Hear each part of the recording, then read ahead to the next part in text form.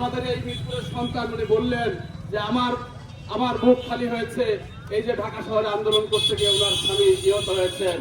এমন বহু এখানে আমাদের কুষ্টিয়াতেই বহু শহীদ আছে, এমন আমাদের বহু জুলাই যোদ্ধা আছে যাদের পা এখন সে হাঁটতে পারছে না, সে চোখে দেখছে না। তাহলে আমরা আর কত প্রমাণ চাই? আমি একটি কথা বলতে চাই, দেখেন সারা দেশে এমনও বহু জায়গা আছে যে পুলিশের সাথে দাঁড়ায় এক কাতারে দাঁড়ায় আওয়ামী লীগের নেতারা গুলি চালিয়েছে। তাহলে আর কত প্রমাণ দরকার এই সরকারের কাছে নিষিদ্ধ করার জন্য?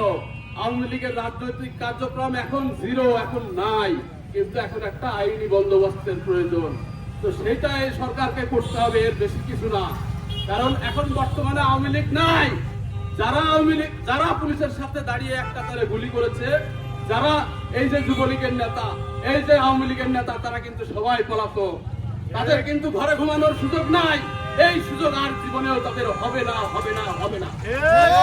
আমরা বলতে চাই, এই বাংলাদেশে হেফাজতে ইসলাম যেমন পাবনা হত্যাকাণ্ডের শিকার হয়েছে, তাদের কি কোনো অপরাধ ছিল?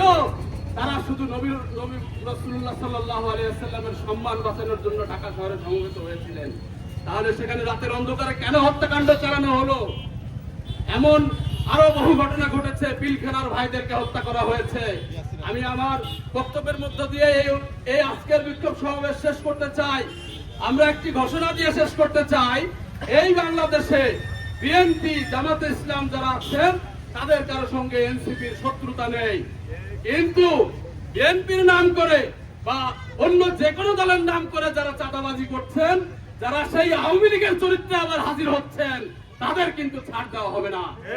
আমরা একটি কথা বলি, এটাই শেষ কথা, যে এই আমাদের এলাকায় কোন নেতা যদি আবার আওয়ামী লীগের চরিত্র নিয়ে ফেরত আসে, তার পরিণতি ওই আওয়ামী লীগের নেতাদের মতোই হবে, যারা কলকাতায় গিয়ে গিয়ে ঘোরাফেরা করছে।